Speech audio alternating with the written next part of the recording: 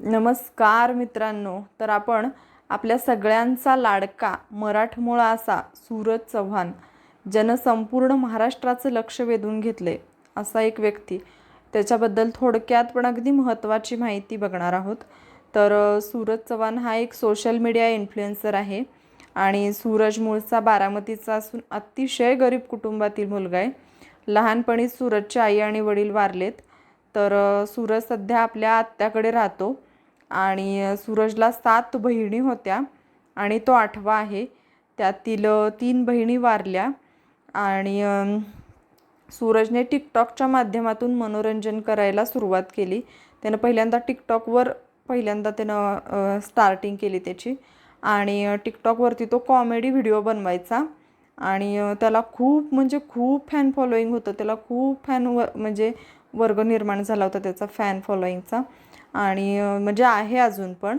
आणि त्यातून त्याला पैसे पण मिळू लागले होते. तो खूप फेमस झाला होता आणि त्याला दुकानाचं उद्घाटन किंवा काही असेल तर त्याच्या उद्घाटनासाठी त्याला बोलवायचे माणसं आणि त्यासाठी त्याला 80,000 इतकं मानधन मिळायचं, असं सूरजने स्वतः बिग बॉसच्या घरात सांगितलं आहे. परंतु त्याच्यासोबत असणाऱ्या लोकांनी त्याचा खूपच गैरफायदा घेतला. म्हणजे तो शिकलेला नाही आहे, तर त्याचा गैरफायदा खूप माणसांनी घेतला.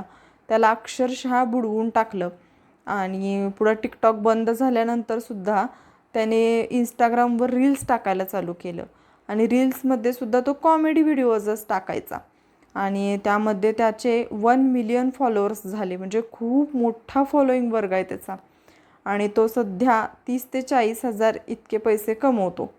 तर इंस्टाग्रामवर त्याला रील्स जो टाकायचा त्याच्या खाली खूप वाईट कमेंट्स येतात, पण त्याच्याकडे तो अजिबात लक्ष देत नाही आणि म्हणजे त्याचं कंटेंट च्या बेसवरती तो आज आपल्याला बिग बॉस मराठीच्या घरात दिसत आहे. म्हणजे त्यानं खूप मोठं यश मिळवले आणि खूप नावाजलेला आणि सगळ्यांच्या आवडीचा चेहरा बनला आहे तो. तर त्यावेळी त्याला जे ट्रोल करत होते तेच लोक आज त्याला सपोर्ट करत आहेत. तर मित्रांनो, तुम्हाला सूरज आवडतो का आणि तुम्ही बिग बॉस मराठी पाहता का आणि बिग बॉसची ट्रॉफी कोणाला मिळेल, कोण विनर होईल बिग बॉसचा, कमेंटमध्ये मला नक्की सांगा. बिग बॉसच्या लेटेस्ट अपडेट्ससाठी माहिती अड्डाला सबस्क्राईब करा, फॉलो करा. थँक्यू.